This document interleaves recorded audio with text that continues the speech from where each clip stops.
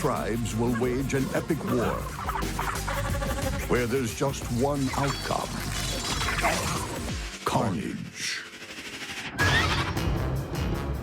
When an army of green ants marches against a swarm of paper wasps, it's a battle worthy of the big screen.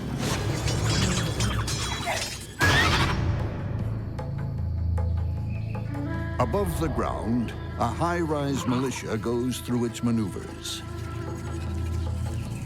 Its headquarters is a leafy bunker, home not to generals, but to green ant larvae, who could one day become soldiers in an ever-expanding army. Green ant colonies are generally spread around a dozen trees that might contain up to 150 nests, with 100,000 to 500,000 ants total, all of which will risk life and limb to protect the colony. Every one of these workers comes equipped with weapons of war, serrated mandibles that cut and crush. As in all ant societies, male drones stay at home, leaving this army of sterile females to forage for food. But at the first sign of war, chemicals called pheromones are sent out.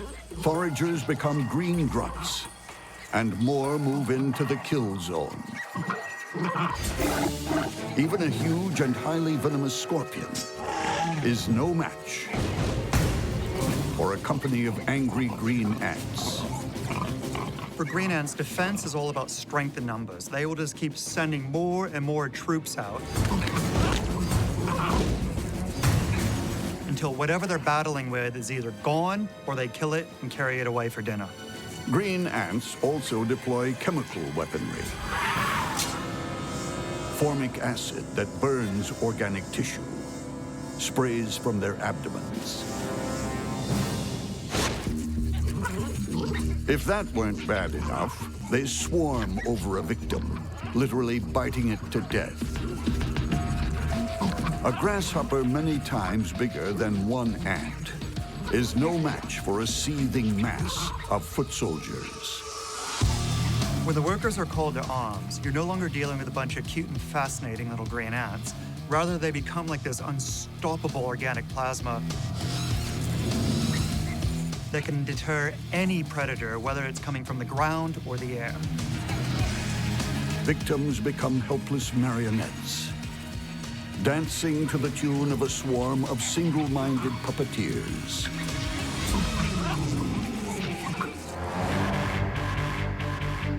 Below this treetop bunker, with its elite soldiers, another force has moved in. A colony of paper wasps.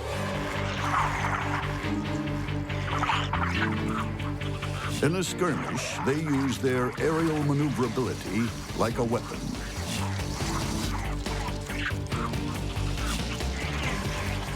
Paper wasps don't fly fast, but they hover with intent, like attack helicopters, waiting to strike and feed.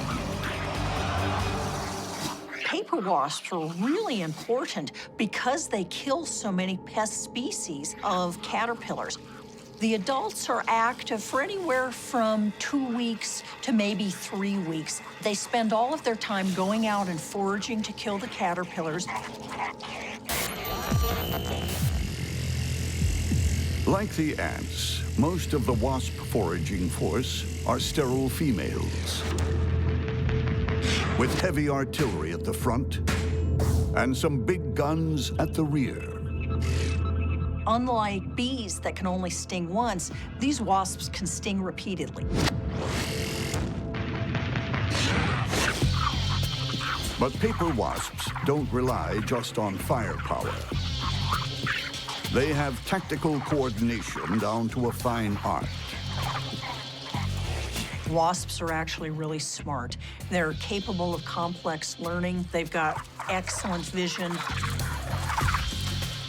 Like green ants, Adult paper wasps hunt and kill only to feed their larvae. Their own survival depends on it. Wasps feed the larvae with captured caterpillars. In turn, the larvae produce nutrient-rich saliva that's fed back to the adults. Life goes on in the paper wasp nest and the green ant colony. It's live and let live. But nature is fickle. One unfortunate windstorm can smash one bug civilization up against another without warning. This is two insect civilizations at war. And no matter who wins, both sides are going to suffer massive losses. In the rainforest, it's the calm before the storm. But as the weather worsens, a tree branch, home to a green ant colony, is flung against a paper wasp nest. War is declared. Wasps mobilize their airborne troops. Gangs of green ants swarm over individual wasps. Green ants have a major tactical advantage here because they can team up very efficiently against an individual wasp, but the wasps can't work together against an individual ant. The ants lay pheromone trails and shake their bodies to communicate and coordinate their attack. Without the ants' superior teamwork, the wasps are at a disadvantage. But one-on-one, a larger wasp overpowers a single ant. Some are thrown to the ground. Others killed instantly. But in ant battle tactics, strength lies in numbers. Individual wasps are pinned down, sprayed with formic acid, and bitten ferociously. Alone, they have no answer to a combined attack. The wasps are so much larger than the ants, and they're not cooperating the same way. They're all actively defending the area, but the ants are able to gang up and pull on different legs. So an individual wasp may have multiple ants attacking it.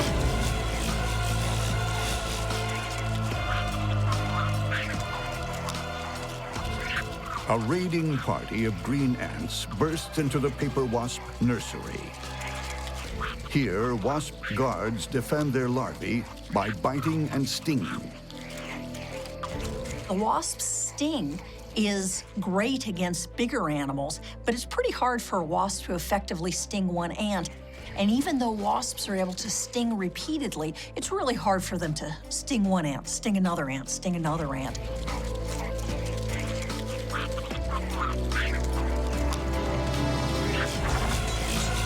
The green ants may have the upper hand, but now the wasps retaliate. Mounting a concerted airborne attack, they breach the ants' headquarters and begin carrying off the ant brood. More and more wasps overwhelm the ants' nest. It's a mass attack. Under the onslaught, green ants scurry to save their young. It's carnage.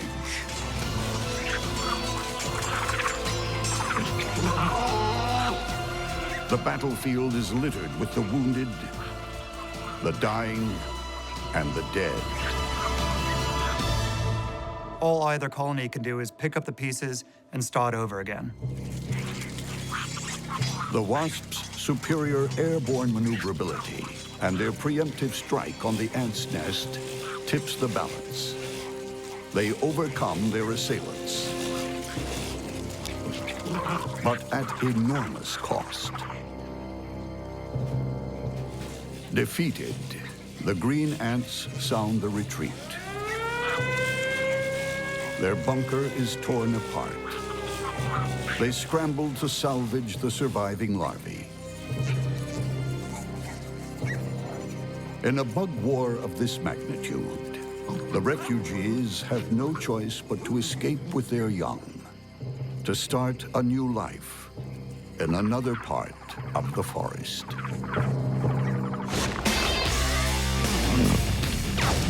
In some monster bug battles, individuals take the honors.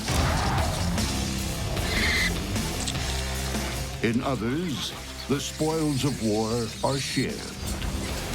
But when superheroes go head-to-head, it's only their superpowers that matter.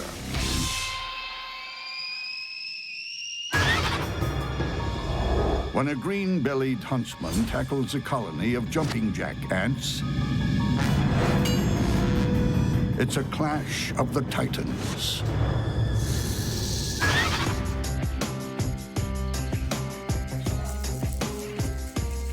If an army is only as strong as its weakest soldier, then a squad of jumping jack ants is a force to be reckoned with. Small in size, big on attitude, they're tough and powerful from head to tail. Even though these are small ants, they are really fierce ants. They've got a strong, potent sting that really packs a punch.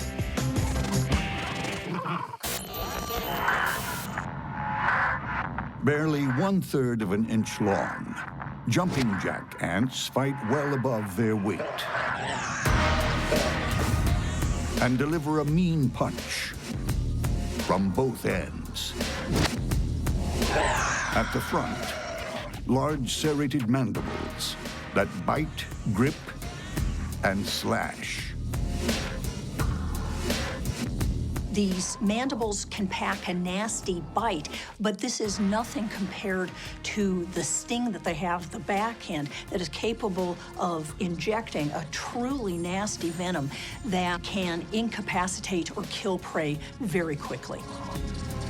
With a stinger on the end of its extraordinarily agile tail, the jumping jack can deliver toxic proteins in repeated stings.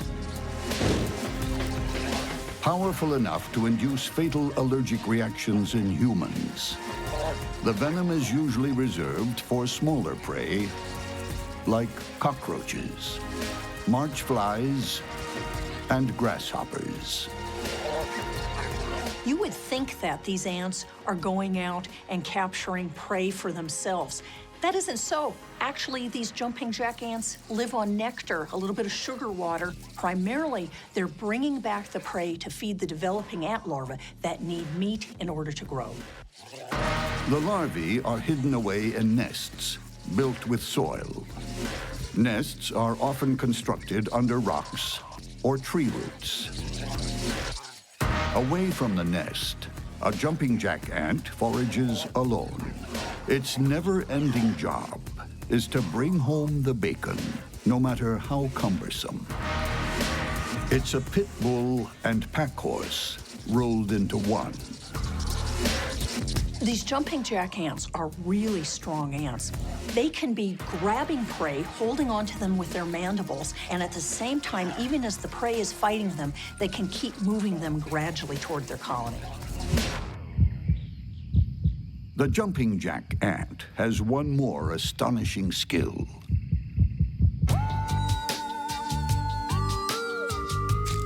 Like a super action hero, it leaps tall branches in a single bound.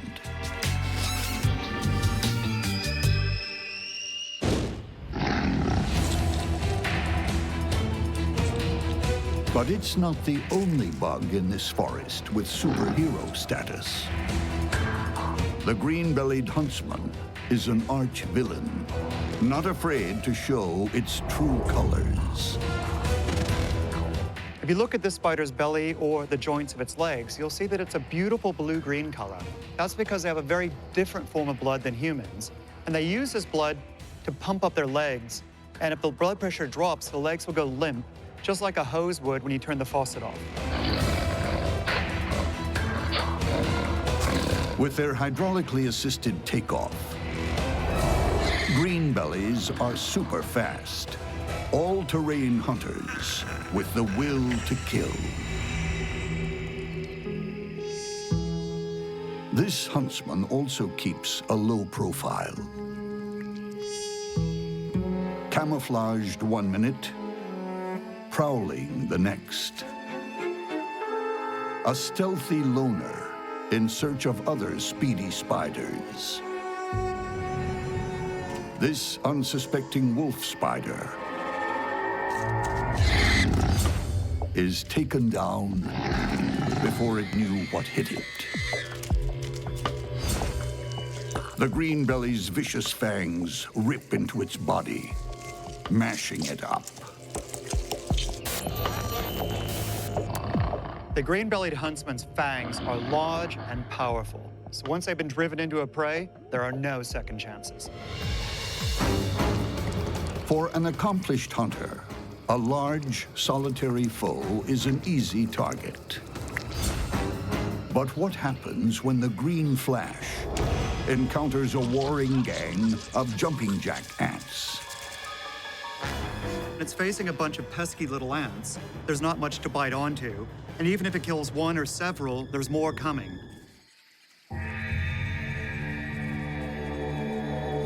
On the forest floor, a low-slung superhero is about to face a team of brutal base jumpers. Big mandibles, good vision, and they jump. And they're able to jump relatively long distances. The thing is even though these are small ants, they are really fierce ants. This is jumping jack territory. An underground nest and a patch of forest where they forage for food to feed their larvae. The green-bellied huntsman is hungry too, and it's waiting for a kill. But it's been spotted by a lone jumping jack ant. It launches at the interloper. The green flash grabs it and sinks in its fangs. But the jumping jack gets in a well-timed sting.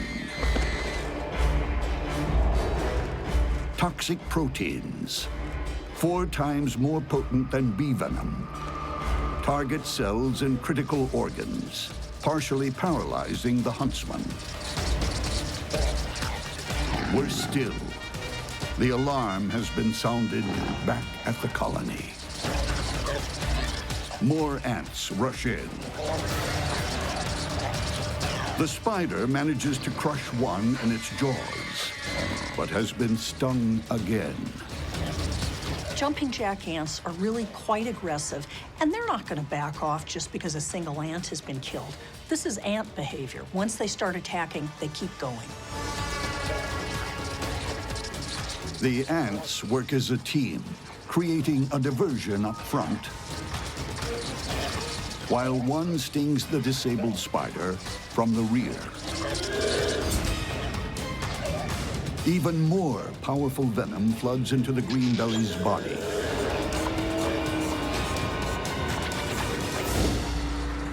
As toxins begin destroying the spider's internal organs, the once pumped up and powerful legs dangle uselessly. Still, the jumping jacks attack. Mandibles slash the spider. A blister of green blood swells from a gash in the abdomen.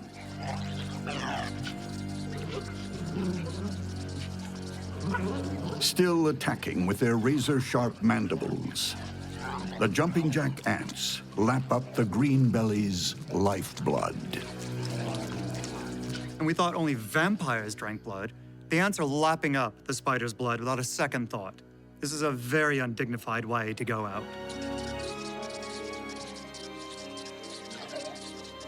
Like a team of undertakers, the jumping jack ants began removing the body.